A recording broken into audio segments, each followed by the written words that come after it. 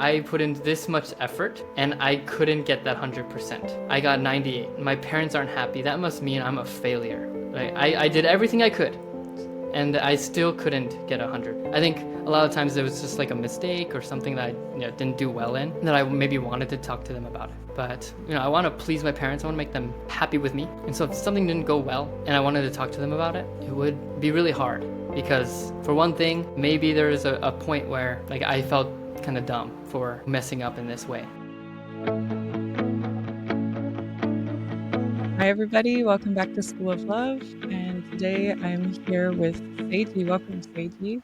Hello. Seiji has joined High Noon pretty recently. I don't know exactly when. High Noon High School is his new project, and yeah, tell us about yourself, Seiji. All right. Yeah. So I'm Seiji Lindstrom. I'm originally from Cleveland, Ohio, USA, from the United States. And I was just blessed this past April, so April 2025. Very exciting. Now I'm living in Japan with my wife, and yeah, we're killing it with the high noon stuff in Japan. So Awesome, awesome, yeah. And yeah, so today we want to talk about teens and what they wish you knew, us parents. What do they wish their parents knew? Yeah, how, if I can ask, how long ago was that when you were a teen, Seiji? yeah, okay. It wasn't actually. It might. My goodness, I'm 25 now, so that would make it, I guess, Okay. 7 years since I graduated high school. Okay, Yeah, so not too bad. it's not, you can still remember. It's a bit longer ago for me, so I have to dig deeper into my memory. Somehow I always like to say 15 years, but I think it's a bit more now than 15 now. So, yeah, I wanted to dig into 5 questions with you. So, yeah, why don't they want to talk? Okay, this is really typical. Maybe some do really love talking with their parents, but a lot of the time they don't want to talk. And so, yeah, that's one question we want to get into. And why do they avoid the topic of sex? How do they feel seen? And how do I bring out their potential and getting through blocks, like blocks in the relationship? Hmm. Okay, so Good questions. what do you Thank you. think, Seiji? Yeah, let's go into the first one. So why do teens sometimes not want to talk? Were you like that as a teen? I was just about to say I was that kid. I Mm. remember waking up in the morning, and then the first thing I would do is actually put in my earbuds, and then I would go to breakfast, and I wouldn't really talk to my mom or my dad. My dad, was he up? I think he was up, but he was kind of busy. So my mom. Anyway, yeah, earbuds in. I'm listening to music, and I'm not really talking to them, Okay. to my parents. And then coming home, kind of the same thing, just straight to my room. So I was like, "Oh, how's school?" My parents would ask me, and I'd say, "Oh, it's fine." And then I go straight to my room. Mm. But yeah, I mean, I'm thinking about this now, and I feel like I think there's a part of me that really didn't feel like I had much to say, or like what I had to say wasn't so important, or like Mm. I don't know, valuable. I think a lot of the times that I've like just had something to say, or I don't know, maybe like I had something like it would just be to ask my parents for something, or if there's something they could do for me, like take me to a friend's house, Mm. drive me to somewhere, or yeah, like something like that. And then, I mean, outside of that and outside of school, things that my parents would talk to me about, just like plans. And we did hunduke every day, most nights, at least most nights. And I remember like part of our hunduke was just asking each other how our day was. I can't remember if I was ever someone who like went into detail. I just kind of went through like the day. I didn't really think about or talk about like how I felt during the day. And it didn't really feel like I had much to say. Yeah, I don't know. Like, I'm thinking a lot about it, and there is, I think, an aspect of, like, yeah, just what I have to say is not so important, or like that kind of belief Mm. that exists. Like, I mean, nothing really happened, then, like, nothing special happened. It was just a day to day thing. Like, if I explain it once, then, like, it's probably the same thing over and over again. I didn't really um, feel like there was much important things to say. But that also, Mm. I feel like, is connected to a perspective that I held with like my own self worth, or like if I had something to say and I said it to my parents, it was kind of like, I don't know, if maybe there was something I did that was not the smartest thing, and I told them about it, they would just tell me that that wasn't a smart thing. And I wouldn't feel like Mm. great about the things that I would tell them if there was something to say. I think a lot of times, actually, I think about it is kind of like I felt wrong a lot of the time when I was talking to my parents, or I felt stupid in some way. I think a lot of times it was just like a mistake or something that I didn't do well in, that I maybe wanted to talk to them about it. But I want to please my parents. I want to make them, like happy with me. And so if something didn't go well, like, and I wanted to talk to them about it, it would be really hard because, for one thing, maybe there is a point where, like, I felt kind of dumb for messing up in this way, or I would share it with them, and then they would kind of tell me what I already wanted to hear, or not what I wanted to hear. Rephrase that. They would just tell me what I already felt like like kind of beating myself up about. Like, oh, you shouldn't have done Mm. that. It's like, yeah, I knew I shouldn't have done that. Mm. Like, I learned, okay, the kind of thing. It's just like, yeah, I don't know. The conversations that I had with my parents were sometimes it would kind of end up being like that. I would talk to them, and then if they had something to say about something I needed to do, or like a chore, or like maybe I'm just lazing around. I'm just trying to be lazy for a little bit. Yeah, I kind of maybe felt misunderstood sometimes. No, this is just my own experience, but I know that there's a lot of like kids who experience that pretty similar feeling where they're not doing exactly what they say they want to do, and I think parents kind of see that really clearly, right? Like, say a kid really likes basketball, and like he really wants to get good at basketball. He's part of the basketball team, and he wants to get better. But then he's just like, kind of on his phone all day, or like kind of playing games all day. And I've heard stories where parents would just be like, for example, with this kid, example kid, that's like, why are you on your phone? And like, oh, I just want to, kind of interrogating the kid, uh, Mm. interrogating him is like, don't you like basketball? Yeah, I like basketball. Then why aren't you blah blah blah? Why aren't you practicing? Or like, it turns very quickly into like an accusing kind of like, and it's Yeah. very easy to get defensive in that situation. Um, so I don't know. I've seen that in my own life. So that example is kind of out there. But I remember I was practicing driving with my dad, and when I'm practicing with my dad, it gets kind of, I don't know. It was never really great to practice driving with my dad because he would criticize my driving so quickly. And I mean, he's trying to teach me, and I feel it, and I know it. But like a lot of, it's just like it just feels like criticism, and it's like, oh, nice job on this turn, or like there's just like that longing. I want to hear that, but it's more Mm. like I remember one instance with me and him practicing driving. I was driving down a side street and I rolled. I did a stop, like a rolling stop. So I didn't completely stop at a stop sign. Mm-hmm. I just, yeah, I didn't completely stop. And then my dad, he like said a comment, was like, Seiji, if you did that in front of a police officer, you would get pulled over. And like, okay, first of all, like, I think part of me was like, okay, like that exact reaction, like, yeah, okay, yeah, like, I get it. That was wrong of me. I get it. But there was the tone in his voice just felt so disapproving.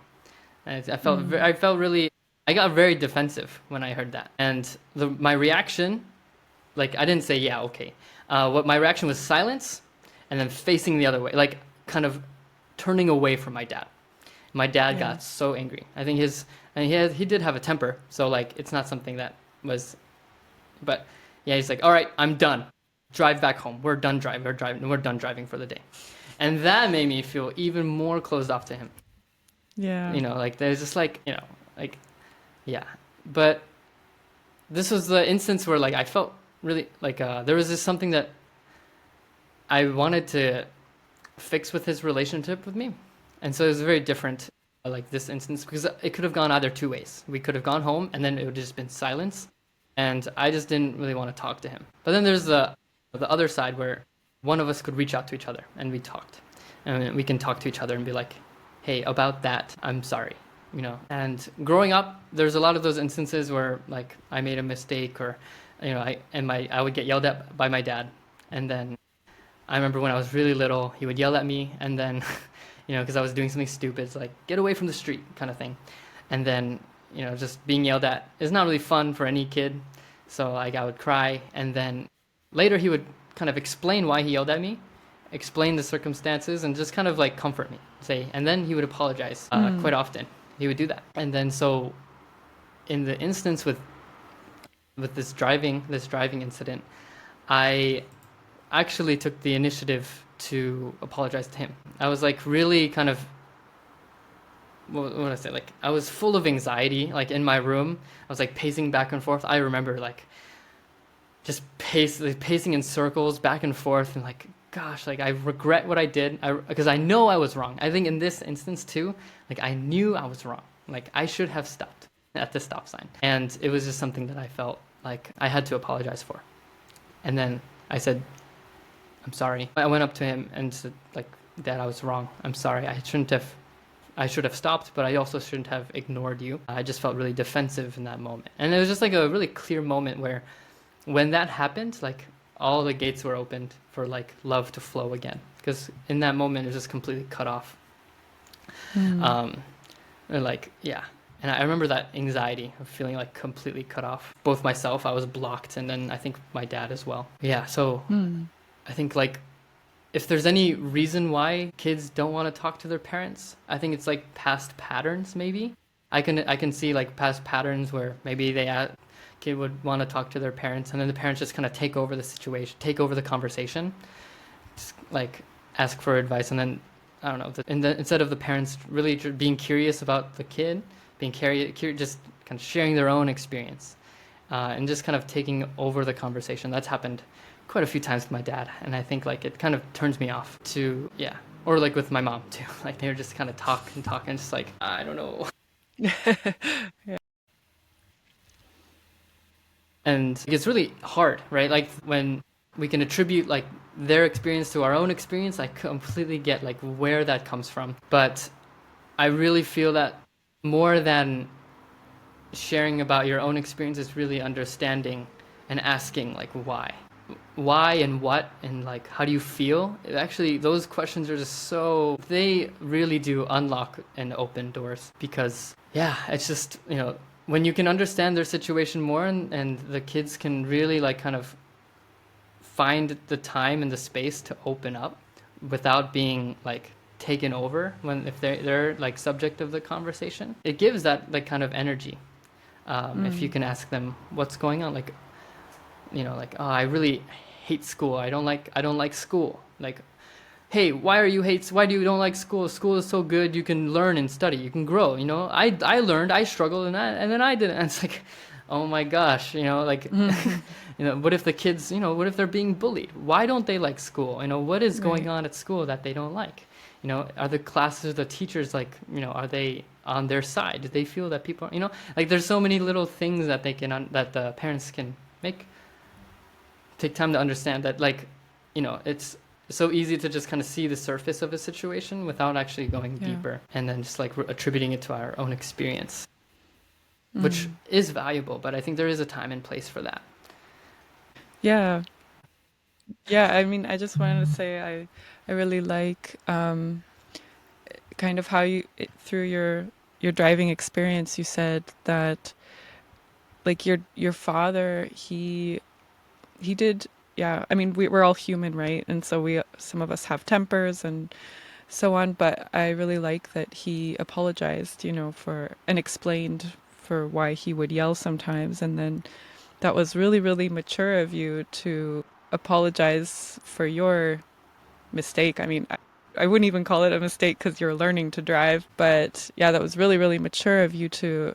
But you also learned that from your dad, and then you apologized, and the fact that that opened so much. I think, yeah, sometimes the child or sometimes the parent might take that first step, and that can really open up the doors, like you said, to let love flow more easily once again. I think that's a really good tip to keep from what you explained.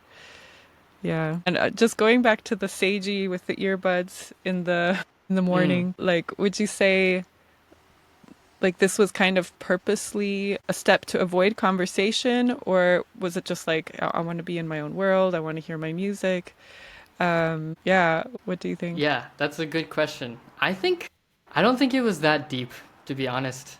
I think there's just a moment where I wanted to be I wanted to be in my own world. And that's probably another, yeah, like a reason they don't want to talk. It's just like they want to be in their own world. I think every teen goes through some desire for independence, right?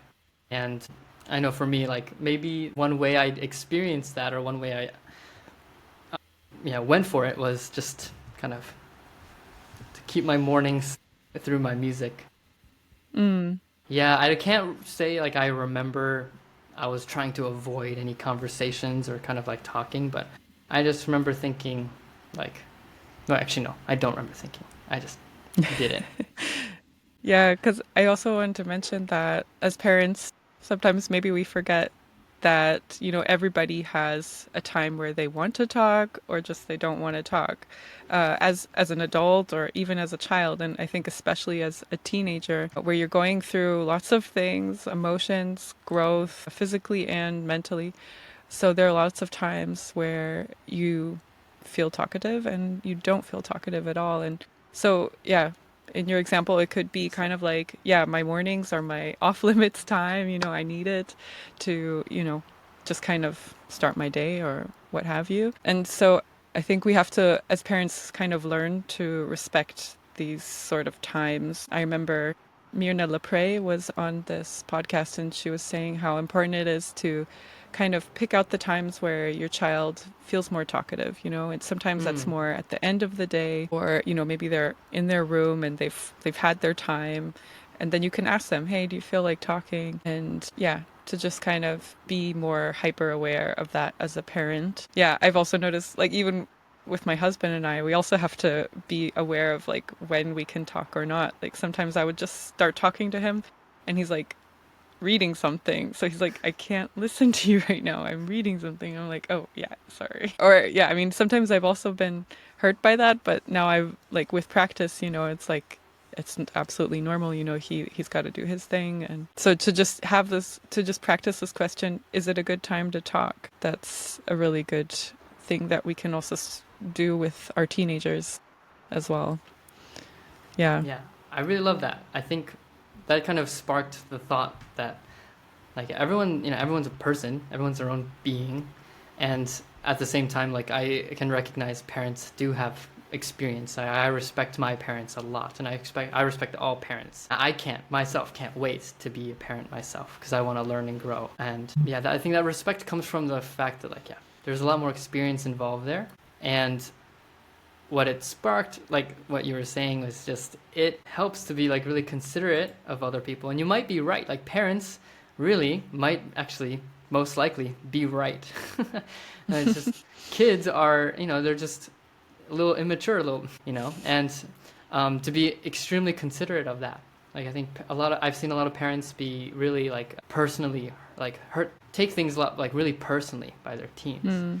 when it's just like, no, this guy is just really immature, and you have to be considerate of that. And yeah, it's tough to always like, I don't want to like always expect the parents to be like the mature one, or like really like the person, but like to be the example, I think really takes a lot of strength, and I respect that so much. To understand like teens, yeah, remember yourself in your teens, but also like um yeah, I think understanding that they're learning and Mm. growing, like the teens are learning and growing too. I think that's just, I don't know. Exactly. I don't know why that. Yeah, I felt very Yeah. strongly about that. Yeah, it's true. I think, yeah, that can happen. I have a almost teenager, and sometimes, like I'm really sensitive, so like sometimes the things she does or says, it could hurt me. But like you said, I think it's just important to realize, yeah, we're all growing, and like usually after things happen, like a situation that, yeah, where she was really emotional, and I'm like, what did I do wrong?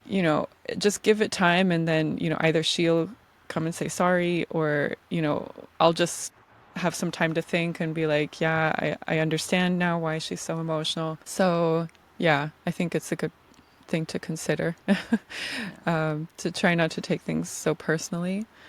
And I also really liked what you said. I mean, of course, I don't want to say I like it because it's just, I think it's important because you said Mm. like you felt that what you had to say just wasn't so important, you know? And Oh, yeah, so I don't I don't like that, but I yeah. think Yeah, it it's is really important. important to remember that a lot of, yeah, maybe this not wanting to talk is also related to self-esteem, and lots of teenagers, it could really be the fact that they just don't feel like what they're saying is important, or they're really maybe struggling to love themselves. So what they have to say really might not feel so special. And that's a big chance for us parents to change that, to really, like you said, ask these questions like, oh, why isn't school so fun? Or why don't you want to play basketball right now? You know, what's blocking you? And to just show that what they have to say is important to us, you know, and to really treasure, you know, what they're going through and try to see how you can become more of a team. Mm. Because I think the self esteem thing, it can follow you through life, but when you're growing up, you do have parents. And so when we're really aware that, yeah, okay, maybe my child doesn't want to talk because it's, yeah, they don't treasure themselves as much as God does. Let me help them with that. Um, Absolutely. yeah, yeah.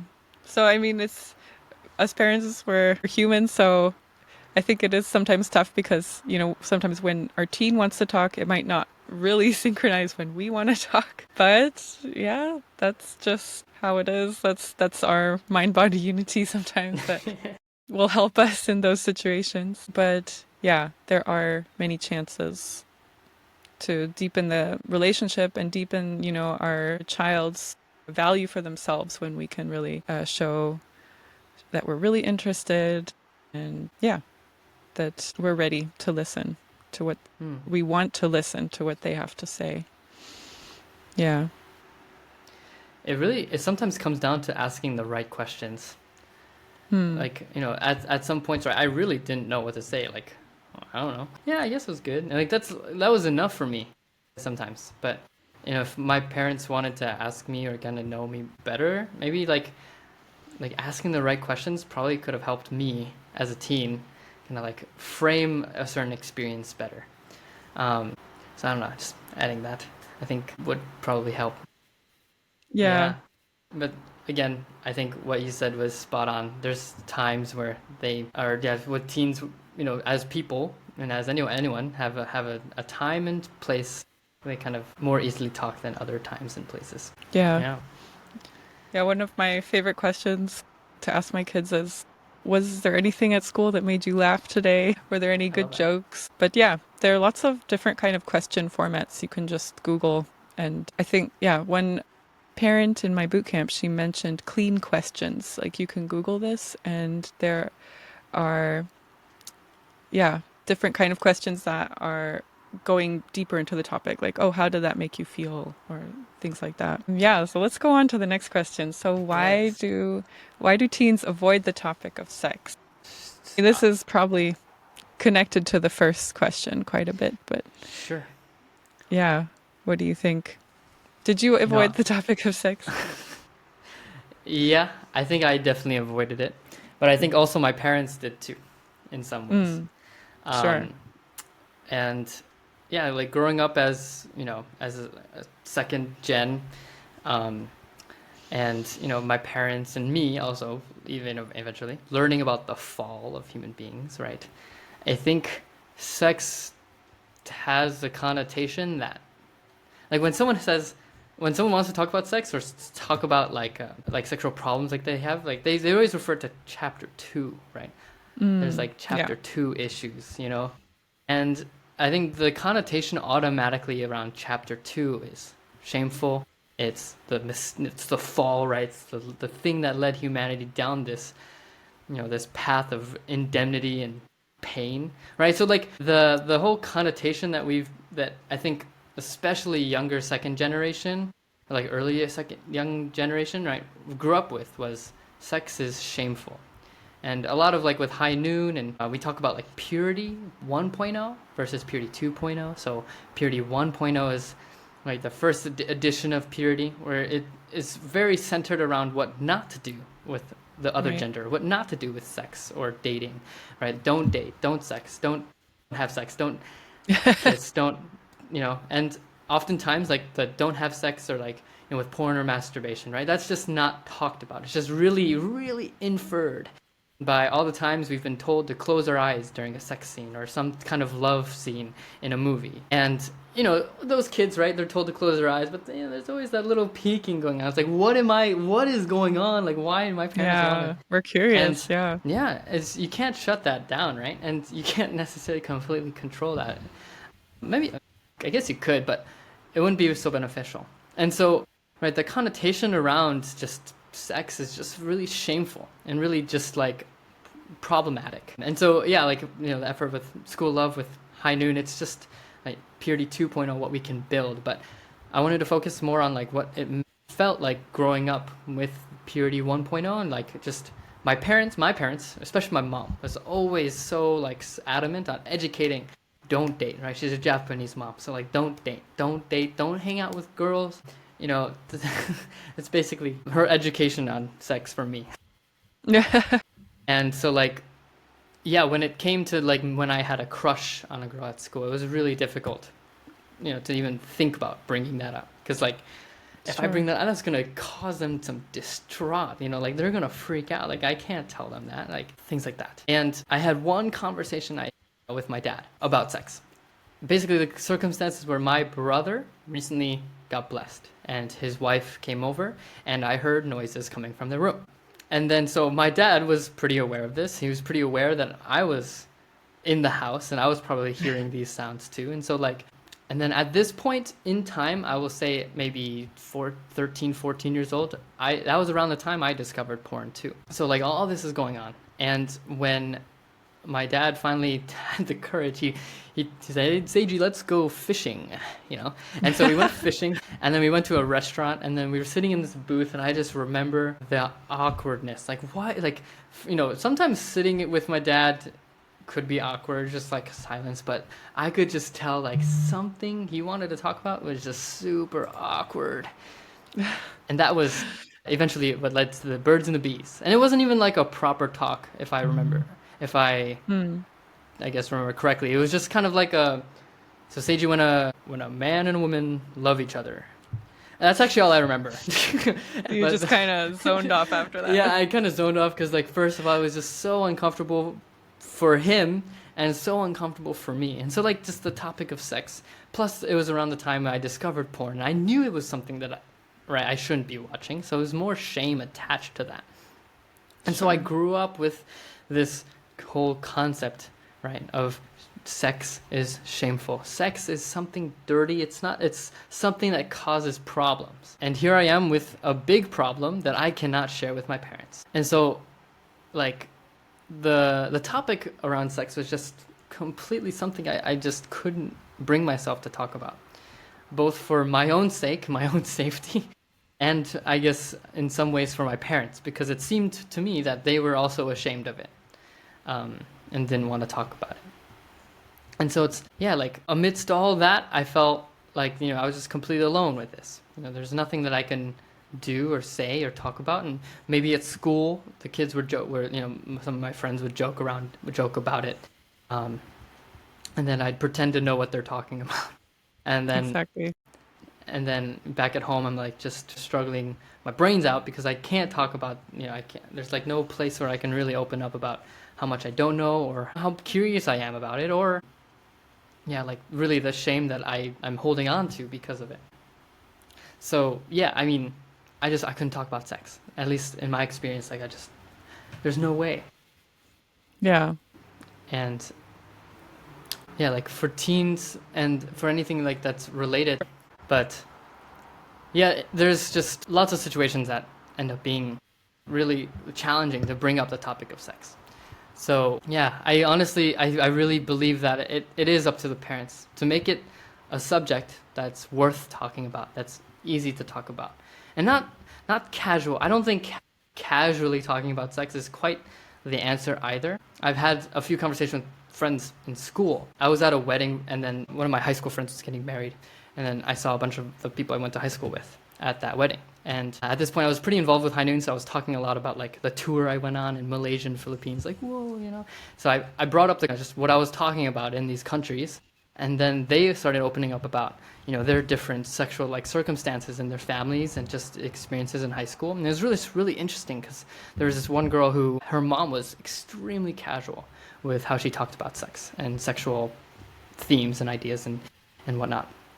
And like she grew up with the idea of sex being so casual, but like when she had her first experience in high school, and then like now at this point, like post high school, and it was just like something that it kind of like it was a hole in her because like she wanted it to be meaningful. She knew it should be meaningful, but it was just like something that she couldn't bring herself to like be like too excited about, or like kind of like be romantic or something valuable. And so from that conversation I took away that actually like conversations around sex shouldn't be shameful, they shouldn't be casual, they shouldn't just be easy to talk about, it should just be really precious, like something that's really like exciting and beautiful to talk about.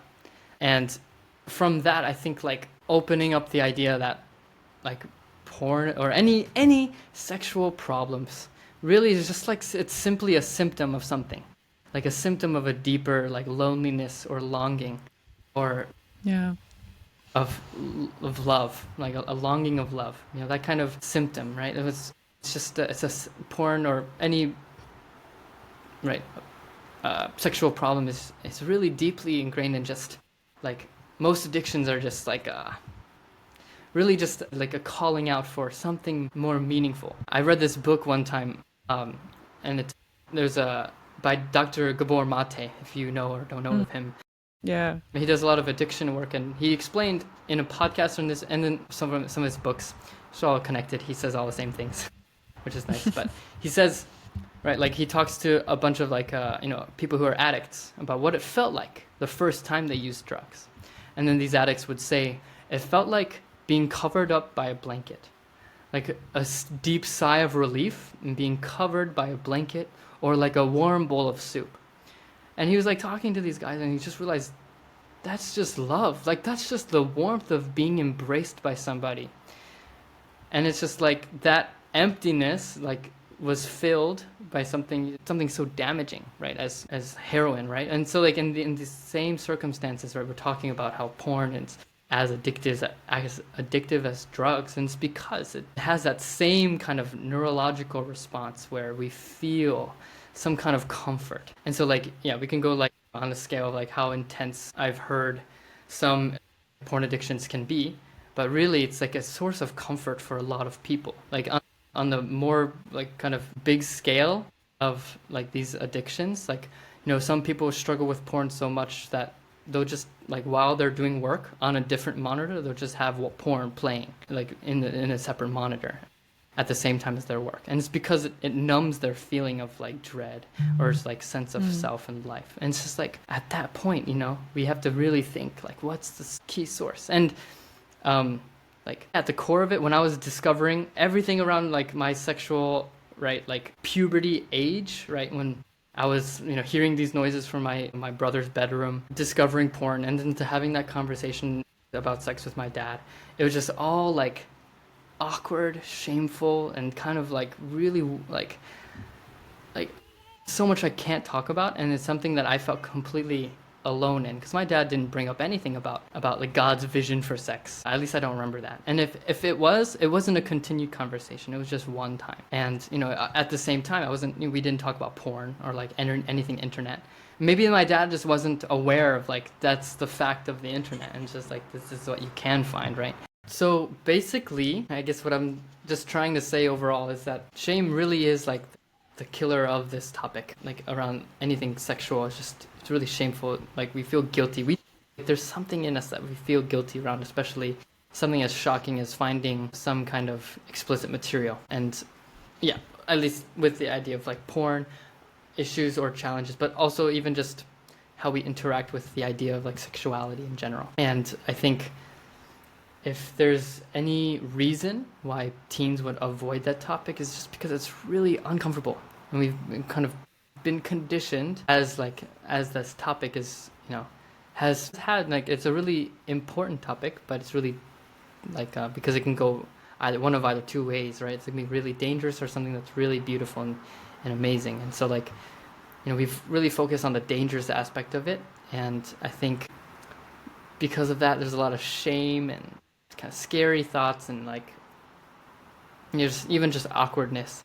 I think can hinder the connection that can happen if there was no shame.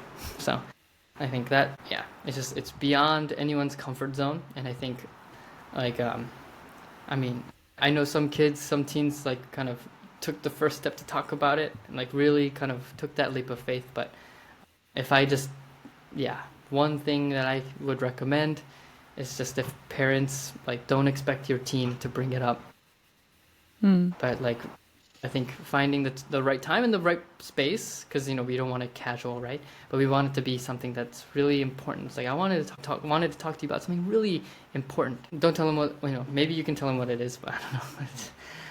But I think if there's any like wish that I had, like how my dad brought it up to me, is for one thing, kind of make it a lot less awkward as much as possible. Kind of meeting me where I'm at, but then continuing the conversation. I think if we had the continued conversations, it would have been less and less. Like the wall would have been easier to climb. Mm. Just an analogy, like if there's a wall and you want to climb it, and you're really weak because you're not used to climbing walls, right? It's going to be really hard at first, but the more you do it, the easier it get, and the more surmountable it will feel. It will feel to get over this topic and to actually become really comfortable on it. That's just kind of like just Yeah. continued conversations. Even if it's really awkward in the Mm. beginning, it's not over, right? Actually continue the effort. I think that's just what will break any barrier, and eventually parents can express like, yeah, I mean, I understand that porn is a problem and I don't agree with what it does, but I completely understand the people who struggle with it. And then the teens will be like, hey, I've been struggling with it. Like that kind of, I've been struggling with it. Oh, really? Like Mm-hmm. what? Okay. Thank you for thank you so much for telling me. I love you. Like that's just Yeah. it, right? And Yeah. continue that conversation. I think it's just making it like something that you can keep going with. It will melt it away. As soon as you stop having that conversation, it starts being awkward again. It's a Yeah. muscle you have to maintain and build. I really believe it, yeah. Yeah, I think a lot of our parents, so first generation, and maybe parents now, like they do make that step of having this one awkward conversation, but yeah, they didn't follow up. Like maybe they thought that's enough. Yeah, I've heard that a lot, that people wish their parents had continued, Mm, and it would have been different if they had kept up the conversation, because you can't address everything in one go. It's just not possible. And yeah, so I think, yeah, thanks for sharing. And, I think one thing we can also do as parents, like what mm, School of Love is really trying to do, is to already start this conversation from a young age. Of course, not big topics, but just little sentence by sentence or term by term, so you kind of build up to these points where, your kid is eventually a teenager, but it's already, they already have this knowledge that, yes, sex is a precious thing from God. And if you can pick up from there, I think that you will just set yourself up for more success. You're not really setting up an awkward atmosphere. And so, yeah. And also, I think you also mentioned that, I just want to emphasize that kids really pick up the tone or atmosphere of things as they grow yeah, up, right? So absolutely. they pick up as a small child already, sex seems like an awkward thing to talk about, or, it's awkward to talk about certain parts of the body in my family or at school, which is also, some boundaries are good to keep, of course. But I think, yeah, in our families, have so we can have so much more control over the tone of these different conversations, or topics such as, body parts, to parents, they're great examples.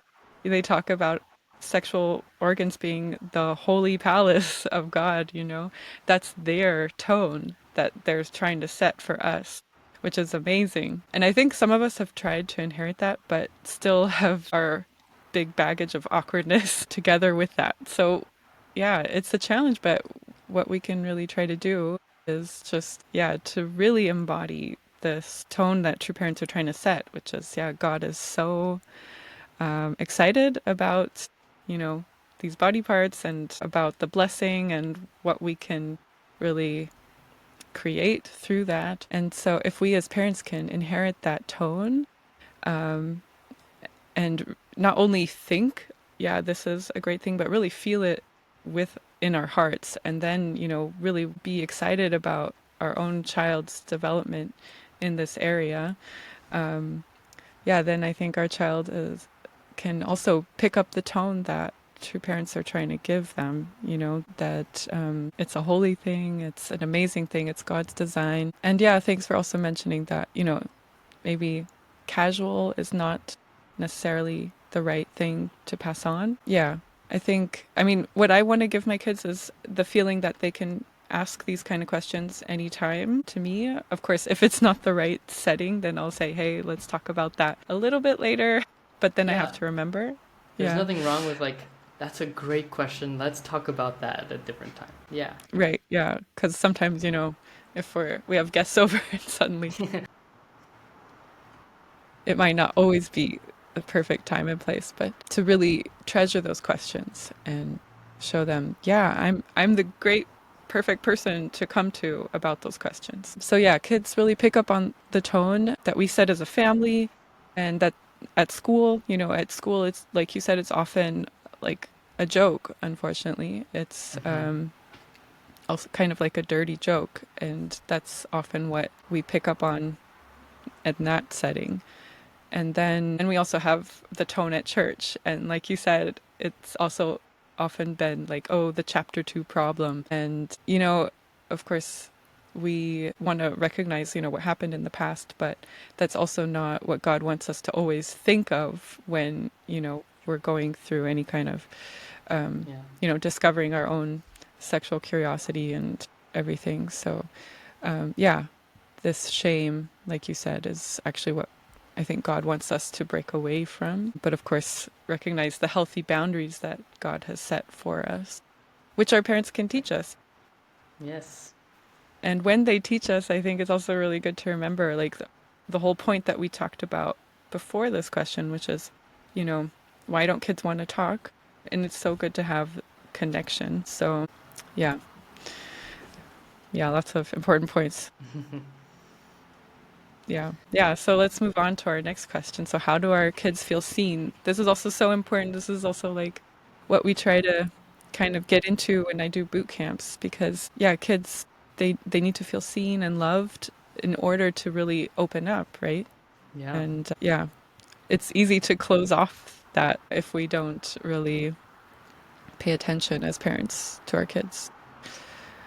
Yeah. How is it Yeah. usually closed off? How have you seen that Hmm. kind of avenue of love being closed off? Well, I'm also kind of referring to your stories. Like Oh yeah, yeah. if a child feels like they're scolded or, like, oh, I'm doing it wrong or I'm just not interesting, then I think they kind of close off to the relationship. And then, like, how can you talk about sex? It's already such a loaded topic. And if you don't feel like close to the person that is talking to you, then how can you really feel like you can talk about these questions that feel so sensitive? So, Absolutely. and I feel like, in teenager time, like your goal is just to fit in, first of all, and then sometimes to be seen. Like sometimes this little desire, it depends on like how much you have already fit in, perhaps. It's like, okay, I fit in and now I really want to be seen, to kind of feel the love from your peers. And of course, so that's the setting at school, but then also at home, right? It's like how do I feel seen? Sometimes it's just like feeling like my parents accept me, making them happy. But yeah, how can we as parents really help our kids feel seen for who they are and just really feel loved? That's the goal, right? So how did you feel seen and loved, Seiji? Yeah, like, and just straight up answer the question, right? See them, right? Mm, That's it. Just there's so many things that your kids try their best in, and maybe they fail. And I think a lot of parents kind of see the end result, or like that's kind of like that's the only thing they see, the failure of their effort and they're trying.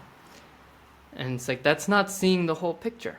I think the kids who struggle the most in school, not from grades necessarily, but from like trying super hard and then failing at a test, or even just not doing as good as they wanted, getting a 98 instead of 100. Even at that level, right?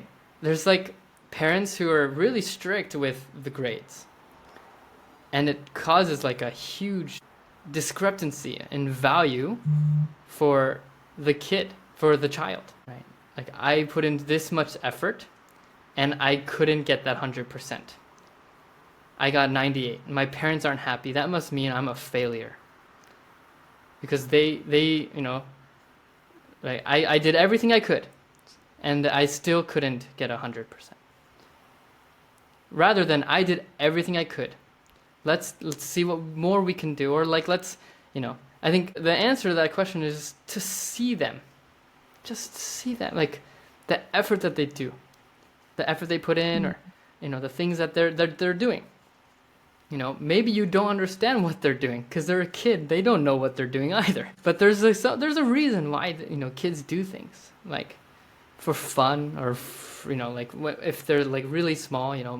I really struggle to understand what my niece does. She plays The Floor is Lava with all her books, right? And for me, it's like, gosh, like she's just stepping on all these books, but she's just free, right? Like she's just trying to have fun and it's cute. She's not necessarily thinking about like stepping on these books. And that education can come later, but the seeing the kid, seeing the child for who yeah. they are, I think it's Mm, just they're your child. They're someone you should love that yeah. really needs love. Yeah, I was just thinking about elephants. Have you Elephants.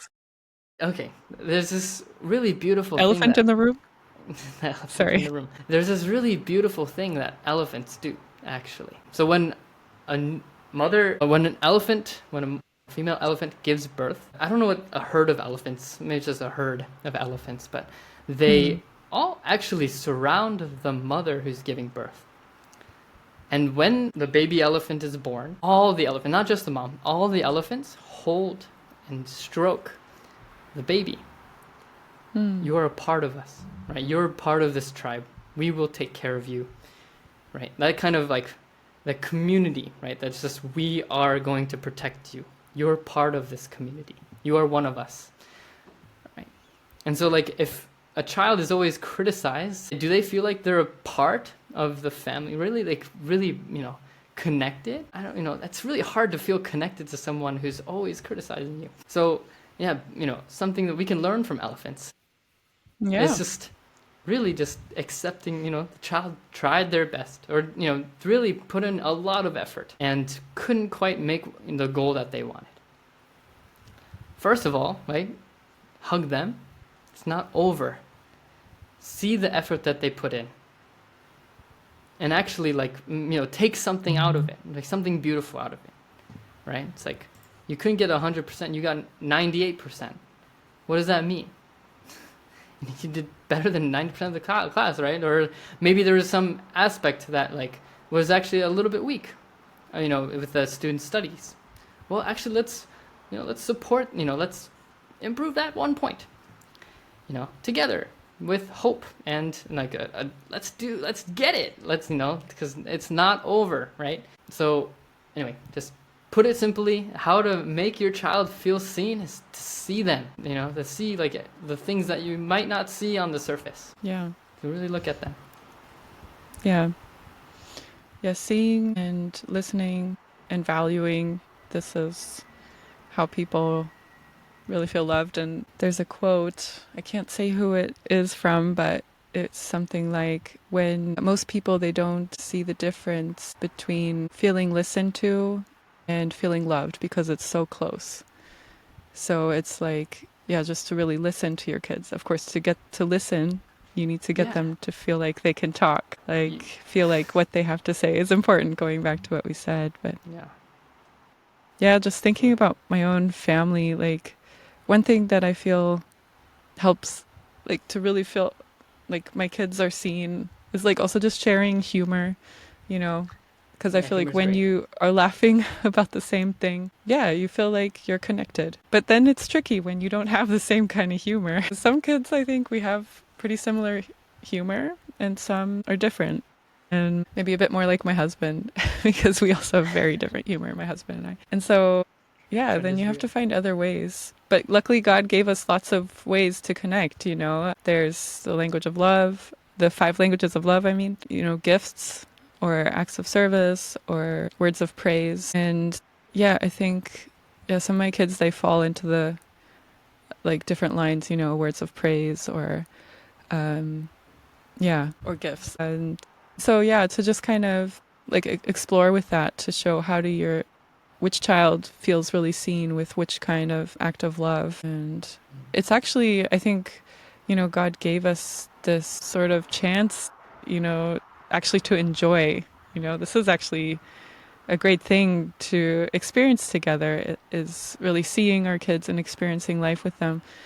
It's actually more stressful when you focus on, you know, what do I want the outcome to be, you know, like, you know, I really want my kids to, it is also partly, you know, love. We want them to be successful, and, Right, right, right. um, you know, we want them to have a great blessing, a great life, a great education. But when we're so focused on that, then it's hard to be present and see them sometimes. Yeah, like actually, you know, I think I told you a little bit what I'm doing right now. So I'm on this trip. We're living in a caravan, and our kids are being homeschooled. And sometimes it can be stressful homeschooling, and thinking, you know, yeah, I want my kids to keep up their education, and I want them to, you know, not fall behind. But actually, that's not my overall goal. Our overall goal is pretty simple, you know, it's just to really have create deeper connection as a family, and, you know, have unforgettable experiences, wonderful ones. Of course, you know, there might be some tough ones too that'll help us grow. But, and so I just want to just kind of lean into that more, you know, when I feel sometimes challenged with things like homeschooling, that, you know, because, you know, what do you remember from school when you graduate? You don't remember everything. But when you have people that you're really connected to and you feel like they have your back, I am loved, I can, you feel like you can accomplish so much more when you feel truly supported. And that's what I want to build up with my kids, actually. And so Mm. it does also take practice, but, you know, to really feel like, okay, how can I connect in this moment?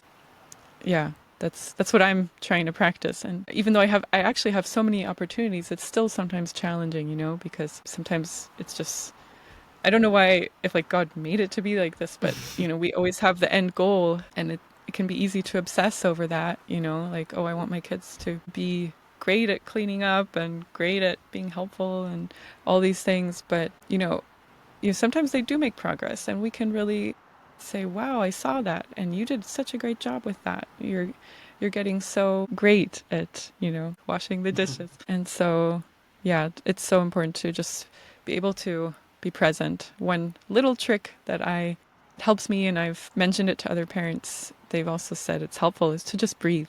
Mm. To just breathe, help yourself to be present, and, you know, to see the now and see your child now. Wow. I think based off what you said, I want to change my answer a little bit. I'm learning. Yeah, I think Hmm. I don't know what exactly. I think it's just to summarize everything you said, but like I really felt like just praising the effort, but really like seeing, how they felt, what it was like to put in the effort and still fail, and then seeing even Hmm. that, like that one layer deeper, you know, and then seeing even that, and then kind of really getting to know like what's going on inside. Yeah, and seeing the good. Absolutely. So Thank you. Yeah. I'm learning. Yeah. Yeah. Yeah. So I hope we got you guys some tips how to help you to really help your kids feel seen. It's not always easy, but it's actually a joy. So just try to remember that part. Yeah. And so next thing, it's kind of, yeah, connected to the last thing is how do I bring out my child's potential? That's what we're often thinking of as parents. You know, we want the best for our kids. We know, like, I think when we, so yeah, when a baby is born, we know, wow, this baby is so full of potential. It's like such a like a little potential package. Mm. And of course, we're just focused on loving our child in the beginning and bonding with them. But yeah, then you realize, wow, my kid has so much potential and I want the best for them. And I think it's also what I really find important is to never limit that potential as a Mm. parent. I've heard sometimes parents say, you know, I'm not going to send my kid to that school. They won't manage there. Because if your child hears that, it's like, oh, my parent doesn't believe that I'll Mm. be successful in that, then I think it's so easy for them to inherit that thought as well.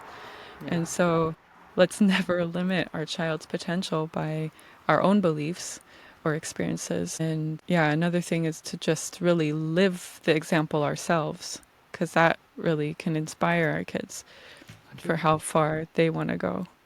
Yeah, what would you say? Yeah, pretty much exactly the same. I don't know. If I'm thinking about it, so I'm the last. I'm the youngest child of four, and Mm, there's a huge age gap between me and the top three. So it's like anyway, the gap is 10 years. So 13, 12, and 10 years. And mm-hmm. so my parents got a lot of experience raising up these three. And then they had me, and I was almost raised up in a different family because of that experience that they had.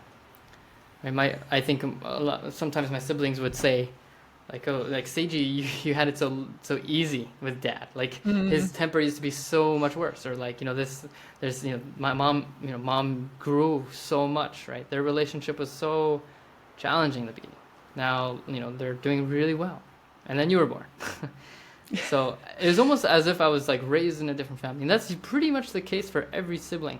Like whether there's an age gap there or not, I think like siblings, even though they're raised by the same parents, the parents change, they develop, and they grow. And so like, I think being the youngest is probably the best. No, I'm just kidding. I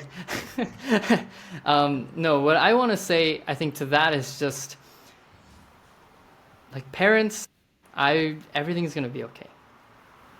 Just you're doing your best, right? You're growing yourself, right? Sometimes you have to yell at your kids because they're doing something really dangerous and dumb, like climbing a bookshelf at like 3 years old, and they're like, "Get off that! It's gonna fall, and they're gonna crush you, right?" Yeah, I've witnessed that living with my sister oh, for a few years. Like that was just my niece and my nephew are just the craziest kids. My sister would freak out, like, "Get off get off the bookshelf!" And they're like, "Yeah," right? Just like and it's just like, yeah, some moments are absolutely crazy, completely like, it's hard to take a second to breathe just because the kids are just being kids and they're testing their boundaries, either with your patience or with, your love or with their safety.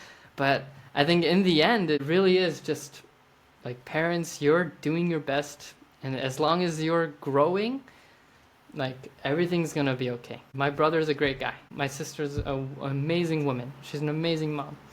Right? My brothers are amazing dads. They're doing their best. And they're learning and they're growing. And it's all because of the foundation we have from our parents doing their best. They made their mistakes and they had their limitations. But I think to bring our full potential, like our limit is your limit as parents, right? exactly. So the you know, I I talk about this a lot, pretty much in every podcast I'm a part of.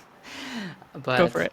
my Tell us again. yeah, my dad passed away in 2023, in the beginning of 2023, and it was just Circumstances leading up to it, I was working for Uncle David Wolfenberger in Seattle, across the country, away from home, when my dad had his heart attack. And Mm. it's just the Wolfenbergers, they live 2 hours from the airport, and then I had to fly home from Seattle.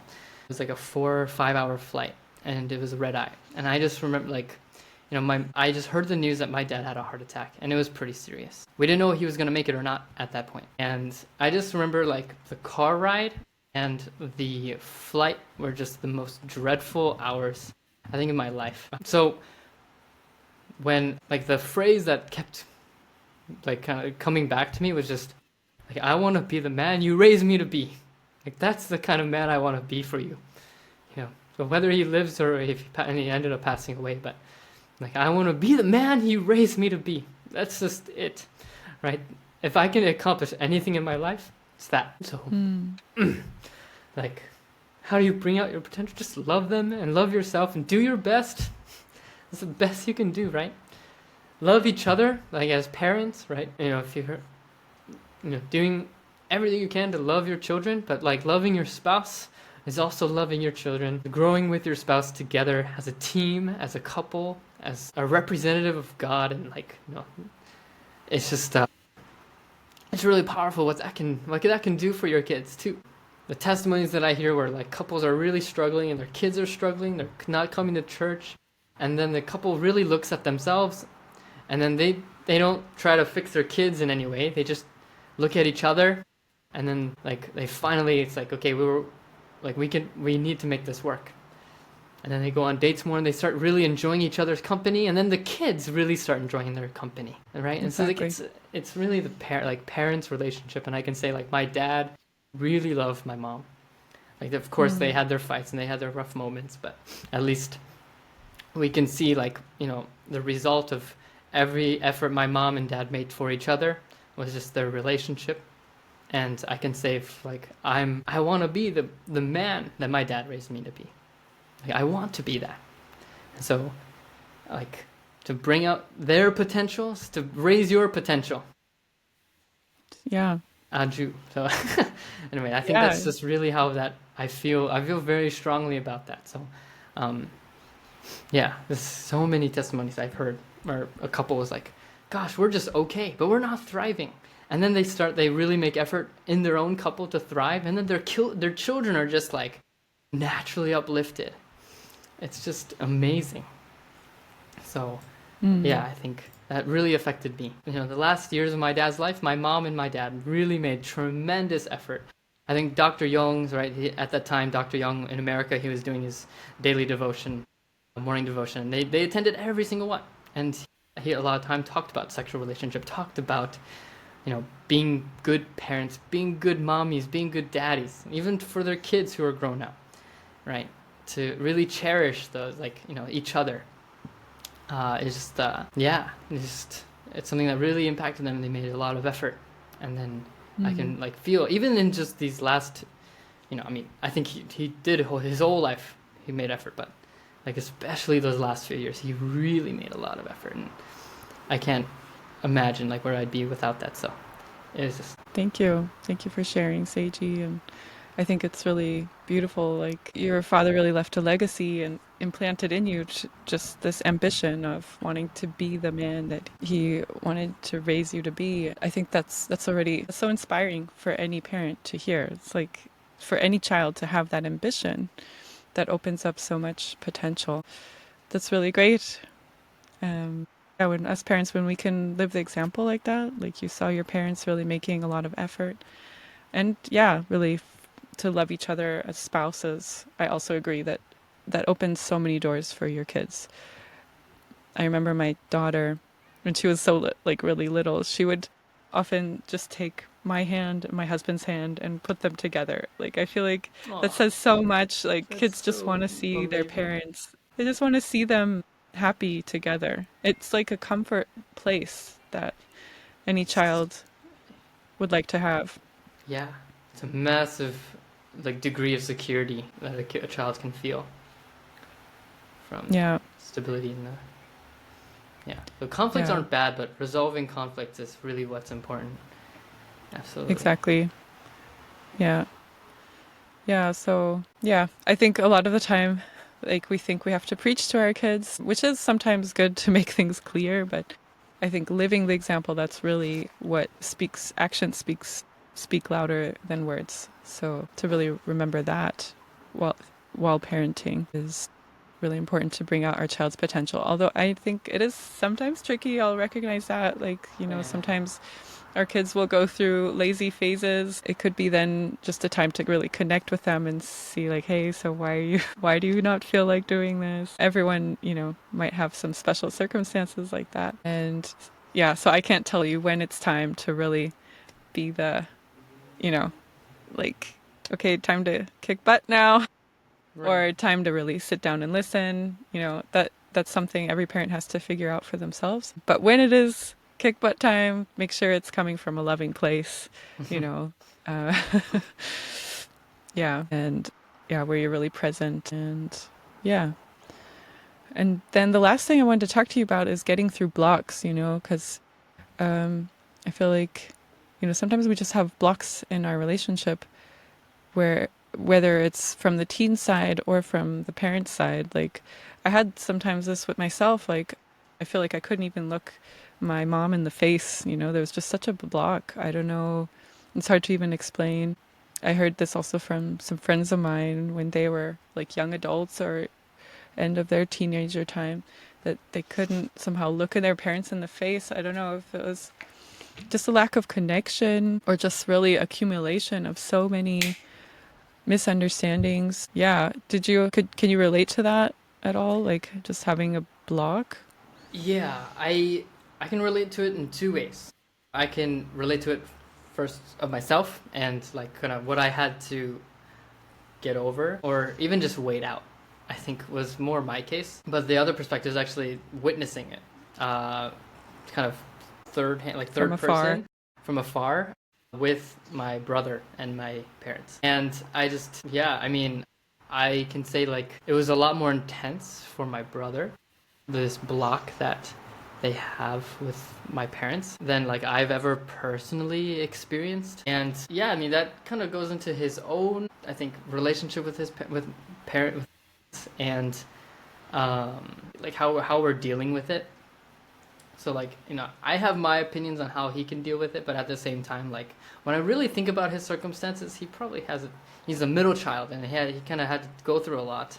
Um, but yeah, I getting through blocks. So yeah, I mean, there's probably like three ways or three different like kind of like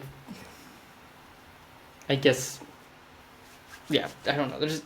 There's probably three different types of like blocks, right? And it's like I think the first one is like a kind of over and over again. Like it's like a block that like you try to face and then it's just like really hard, or the same mistake happens, or the same like kind of tragic event happened. Like tragic event probably meaning like some instance of like disconnection. Then there's the ones that require like, just time, just like a little bit of a break, kind of clear our heads and then get through it. And so that's probably the one I've experienced the most. And then there's the third type where it's just like really facing it and growing, so kind of the opposite of the first type. And when I think about like my own relationship with my dad, I've had experiences with kind of the second and third types. So like ones that just require time, and the ones that really I had to kind of own up to, or one of us had to own up to and face. So there's the thing that comes up that's like a kind of like an unsolvable problem, and then there's an issue that's like is solvable. And one of those, I think the solvable one is kind of like the time. Just it takes time, like time for someone to step up, to own up to it, and to change. And I just first of all, yeah, I mean, like there's a song that goes, "Pin in your hopes in a change in another." Like it's like is the worst thing you can do. Or that's not how the song goes, but it's what does it go? It says, "There ain't much that's dumber than pinning your hopes and change in another." And that's how it goes. But when yeah, it's like to have an expectation of someone else to change because like you're too stubborn to recognize like there is some kind of change that can happen in you. Yeah, it's just there's not much dumber than that because it really is like expecting someone else to change is probably some like you'll be disappointed every single time because either like you know you change or they change or they don't change, and if they change they don't change the way you want them to. Yeah. So it's honestly I think worth it to like kind of look deep and to recognize like this block that's happening, maybe there's something I can do better. And it's just like Yes. a million times more hopeful and easier, 10 billion times, 100 billion times easier and more hopeful to make effort in your own change than um, Yes. and like growth. I wouldn't even say change, is growth, maturity, than Yeah. to expect change in another. And then there's the unsolvable problem. So the unsolvable issues is just like character differences and just straight up like something that like you can't really change, or like if there's change involved, there's no like significant enough change that can just happen. And so this is like I think straight up just character differences, kind of like yeah, I think just straight up character differences, like just things that just can't quite be solved. And so when the block happens, this a lot of times happened with my brother and my parents. And so like my parents tend to be more not so communicative in a lot of ways. And so like when they decide something or when they it's just like when they have something difficult to say, they just tend to not say it. Or like if they have bad news or some kind of like difficult they just tend to kind of try to make a white lie or some kind of thing to make it easier to kind of come across. And right, like you can't expect them to change. And then my brother really hates that. And I think we all Okay. kind of have our struggle with that. But like with my brother, I think he's been hurt by it so much. And it's really affected him and his wife as well. That like tended to happen a lot. And my parents tended to be pretty unreliable in situations he needed to rely on them. And it's not just something that happened after he was married. It was just kind of something that's built up from over and over and over and over and over again. And so like when I say like unsolvable issue, it's just like his predetermined concept of them being unreliable. And it's like very little you can do to change that. And so unless he like really made the effort. But then there's like the pattern that in fact my parents were maybe unreliable during those times. You know, and I can't get into specifics because he's 10 years older than I am, and for the first 10 years of his life, I wasn't born. So, but when I get into like that perspective, I just think like there are probably things he can do, and I think there's blocks that this tends to happen, right? Where it's like really strong, really big, and the fact is, my brother made a lot of effort. My parents made a lot of effort, but it's just like habits, fears, and then fears of like of past things that happened, kind of affecting their decisions in the current, right? Kind of reinforced a lot of things. So, yes, please. I feel like I really like what you said about like sometimes we think the other person has to change, but that's something we have absolutely no control over. Yeah, it's often like I need to change something, maybe a new routine or a new way to reach out. Or even like some you said some things are unsolvable, right? But so maybe there's a new way I can go about that situation, like a new way to register. Because it just like what you said, it did remind me of some people. They said, "Oh, my son isn't contacting me, like what's the deal? Like how, what I need to fix this, right?" But in this at the same time, I feel that person is never saying like what can I change in myself or like what can I do differently? It's more what can the world do differently so that my situation is better. Yeah, But you can't ask the whole world to change. You can only change yourself. And so I think that's one important thing to remember, like what you were saying. And another thing I think is also to never give up as a parent, never give up, like just keep reaching out, experiment in different ways, because I think we can get exhausted, and feel like there's no hope. My child is not registering to what I say. They don't like me, or, it's easy to take things personal or, mm. just feel like, this isn't going anywhere. But I think it's so important to just keep keep trying, because every kid every child, every person, even if they're an adult, they want to be seen, they want to be loved, and I think everyone needs their physical parents in some way, because that is the highest potential for God's love to flow, this parental love. And so, yeah, to just keep it up. And in another podcast, Sandra Lowen was on the podcast, and she mentioned that our teenagers, they're like 2-year olds, they have the same needs. And that really hit me because it was like, huh, because we think, oh, little kids are so uncomplicated, their needs, and then teenagers, they become so complicated. But in the end, maybe they do just want to be embraced for no reason, just feel loved. Or maybe, you know, they do just want to feel like they're unconditionally loved, like a 2-year old. And of course, at the same time, feeling independent, like I want to do things myself. So I think it's also that just was something I felt like, huh, okay, I want to keep that in mind because, yeah, to not just overcomplicate my child's needs. Like maybe they really are just basic needs of just wanting to feel love in some way. Um, yeah, that's some things that came to Mm. mind with these blocks. And to just overcome our own blocks. A lot of things might be from our own history, our own childhood. And so, yeah, to keep working on ourselves. And I also, one big thing, it's simple, but I think really big, that I want to mention is gratitude. Mm. Yeah, Andrew, he recommended a book to me called The Magic, and I'm still listening to it, but it really talks about how gratitude can work magic, and the only way that we can really develop a situation, it's kind of the law of attraction, is that we are grateful for the situation. And so when I have a block with my child, then okay, what can I be grateful for in that relationship? It's like, oh, I'm so grateful I have this child. I'm so grateful my child is healthy, that, my child connects with me in this specific little way, even though maybe I want more connection, but, Mm. at least we have this little thing. What can you be grateful for in that relationship so that it can manifest into an even more abundant, great relationship?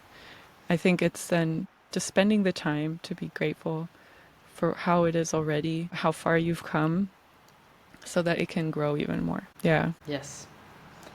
I think it's just a Mm. block. What a block is just the lack of connection. It's really like Mm. maybe because of a hurt or because of an event or because of some pain or shame or something. Like if there's a means and an effort to connect, I think it's just like what you said was just keep going because it's never over.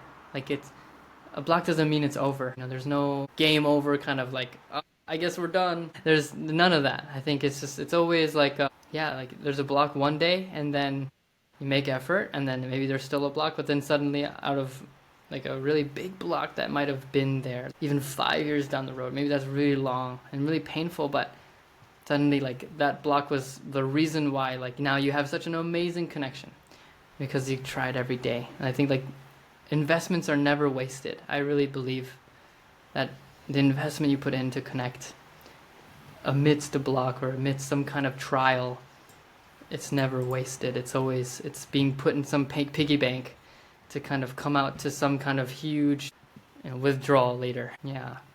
So Yeah. Yeah. Thanks, Seiji.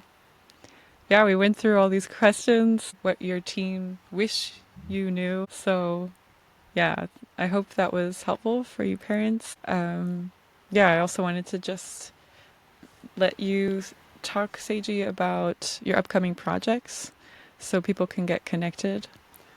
okay, thank you. So if you're listening to this, thank you so much, and we're really grateful. So right, yeah, I am the director, I guess, for the lead project manager, I guess, for High Noon High School. It's like the new branch that High Noon is, like branch ministry that High Noon is developed, and I'm just the one in charge of it. And one of the ideas that we thought we would bring is to have a workshop, a monthly workshop for teens and for parents. And so the monthly workshop would look a lot something like this, like for parents to talk and open up a space for me, who's someone for me and for you to listen, to share about like what's going on with your teen and any like parental, I don't know, like I guess help with perspective, or I don't know if there's something that like I can help you do with your teen, like let me be there for you if there's anything I can do. It's like a learning, growing experience. So that's like the parents, my vision for the parents workshop, which is happening Wednesday night EST at PM 8 p.m. Wednesday EST, and October 15th Wednesday 8 p.m. EST. Okay. And then for the teens, I am opening up a workshop for them to set goals and to kind of an opportunity to connect and dig deeper into themselves and help manage stress and kind of resolve conflicts better. And this is going to be like a call where I'm going to educate and allow any opportunities for connection to happen. And it was just something that I wanted to share with you as parents to, who are listening to this, shows that you really care about developing your relationship with your teen. And so, right, if you want to recommend your teen this workshop, which is this teens workshop is happening Saturday, 8 p.m. EST, so October 18th. 8 p.m. EST. So if it's something you sound like you're interested in, it would be an amazing opportunity. And also for me to know what your needs are and to develop a program, but also for you and your children to find and kickstart a really amazing life.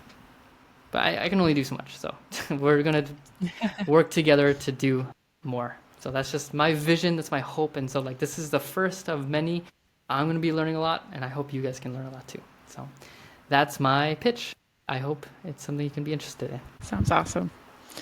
All right. Thanks, Seiji.